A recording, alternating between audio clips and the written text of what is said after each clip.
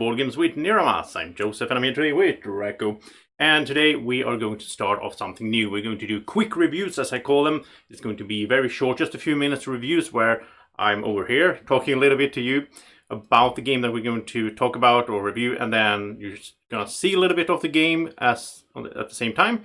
And then at the end I will tell you what I think about the game. Just classic review format. I'm just copying everyone else, I know, but it works out, I think. So let's get going with The Crew, which is the first game I will quick review. Now, one of the main reasons I want to do this, and I've been planning to do this for a long time, but I never get around to it until now, is that like this game is from 3 to 5 players, and so there's no good way that I can do a gameplay video with Draco and really show you how the game runs, or do a playthrough like I usually do, mostly on the channel, right? So I think then quick reviews is a good way I can bring this to a friend's house, play a little bit, get an idea on how it plays, and then I'll be back with some reviewing. So this is a game from Cosmos, designed by Thomas Sting, and it's gotten a lot of buzz lately. I am excited to talk a little bit about it. So let's get going here.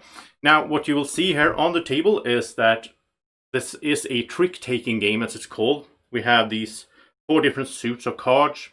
They go from 1 to 9. We also have a trump card, which is the 4 rockets. There's 1 to 4 rockets.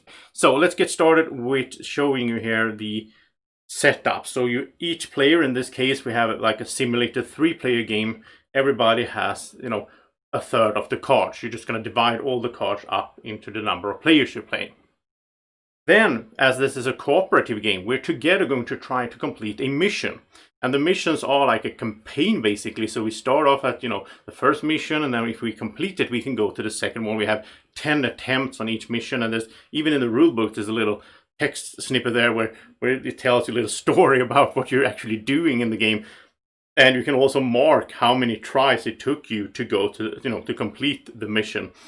And so it gets harder and harder, of course, as we go. Now, we are not allowed to communicate with each other.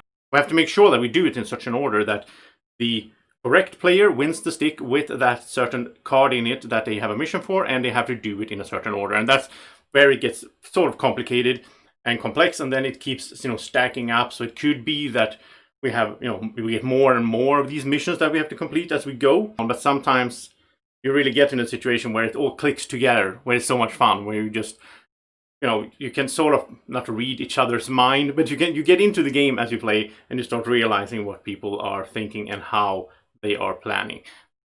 So yeah, that is a quick run through of how the game works. Now let's talk a little bit of what I thought about it and why. Okay, so The Crew. First of all, I really like this game. I think it's really good. I'm not giving any numbered ratings in this format, but I really enjoyed it. Had a lot of fun playing it. We had gotten to like 8 missions or something like that, and there's 50 missions in here, which is crazy. So there's a lot to do, and there's a lot. I look forward to keep playing it with my friends. There's a lot of game in this game. You actually do things as you do in a game. I mean, the mind, which I liked it, but a lot of some people thought it was that's not a game because it's it's just an activity basically. But The Crew is a real game. There's a lot of game mechanics. You feel like you're playing a game. At the same time, you're not allowed to communicate verbally. Now, you can communicate in one little way here that I didn't show in the video, but basically you can take one of your cards in your hand, you can put it down on the table, and you have a little marker, and you can put that marker on top of the card to indicate that this is your highest card of that color. Or you can put it in the middle, and then you're telling the other ones that it's the only card you have in that color, or at the bottom it's the lowest one you have in that color. So basically you can give away a little bit of information, but you can only do it once during one round or one game. I like that system. It's a little bit like, I get the same feeling as I get in Hanabi, where I can give some information to one of my co-players, and then just hope that they understand what I'm trying to tell them, because it's very limited information. I can't be clear, and I love that stuff. I think it's so much fun. There's a lot of laughs going on when we play this, because one of the players might have totally misunderstood what they were supposed to do. I tanked one of our games by just, looking at my hand. I got an objective. I was supposed to win whatever it was, and the thing was, I had the mission declare that I had to win my stick, that card, the last thing that happened in the game, and there were 2 other missions out.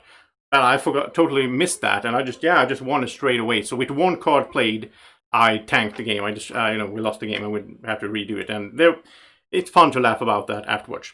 So I do like this a lot, and I think it's really fun. So go check it out, and you can find this at Game Maniacs, of course. The link will be down in the description to the web shop. Thank you so much for watching. Have a great evening or morning, or whenever you're watching. Take care. Bye-bye.